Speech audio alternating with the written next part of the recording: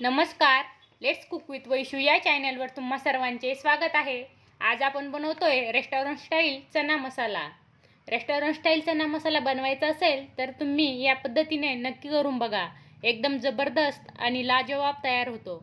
हा चना मसाला तुम्ही पोळी, भाकरी, भातासोबत खाऊ शकता। चला तर मग रेसिपीला सुरुवात करूया। चना मसाला बनवण्यासाठी इथे मी चणे 7-8 तास भिजवून घेतलेले आहे। नंतर त्यातील पाणी काढून टाकायचे आहे। कुकरमध्ये चणे टाकायचे आहेत, पाणी टाकायचं आहे। टोमॅटोला अशी चीर देऊन टोमॅटो टाकायचे आहे, थोडंसं तेल टाकायचं आहे, मीठ आणि थोडंसं हिंग टाकायचं आहे। हिंग टाकल्यानंतर कुकरचे झाकण लावायचे आहे आणि लो मीडियम फ्लेमवरती त्याच्या 4 ते 5 शिट्ट्या काढून घ्यायच्या आहे। हे बघा, इथे आपण कुकरच्या 5 शिट्ट्या काढून घेतलेल्या आहे आणि 5 मिनिट कुकर थंड होऊ दिला आहे। 5 मिनिटांनंतर कुकर ओपन करायचा आहे।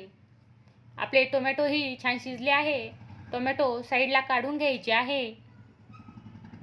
हे बघा, इथे आपण टोमॅटो डिशमध्ये काढून घेतले आहे। इथे आपले चणेही छान शिजले आहे। चणे एकदम मऊ शिजलेले आहेत। आता आपण इथे टोमॅटोची साल काढून घेतली आहे। मिक्सरच्या भांड्यामध्ये टोमॅटो आणि आलं आणि लसणाची पेस्ट तयार करून घेतली आहे। हे बघा, अशा प्रकारे आपण इथे पेस्ट तयार केलेली आहे। नंतर कढईमध्ये तेल टाकायचे आहे। तेल गरम झाल्यानंतर त्यामध्ये मोहरी टाकायची आहे, जिरे टाकायचे आहे, कढीपत्ता आणि बारीक कट केलेला कांदा टाकायचा आहे। कांदा व्यवस्थित परतून घ्यायचा आहे। कांदा परतल्यानंतर त्यामध्ये आपण तयार करून घेतलेली टोमॅटोची पेस्ट टाकायची आहे। व्यवस्थित मिक्स करायची आहे आणि पेस्ट 2 मिनिट छान परतून घ्यायची आहे। हे बघा, इथे आपण टोमॅटोची पेस्ट छान परतून घेतलेली आहे।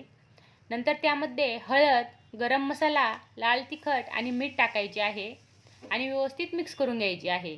मिक्स केल्यानंतर त्यामध्ये आपण शिजवून घेतलेले चणे टाकायचे आहेत आणि पुन्हा व्यवस्थित मिक्स करून घ्यायचे आहे। मिक्स केल्यानंतर 2-3 मिनिट हाय फ्लेमवरती रश्याला छान उकळी काढून घ्यायची आहे। हे बघा, आपल्या रश्याला छान उकळी आलेली आहे।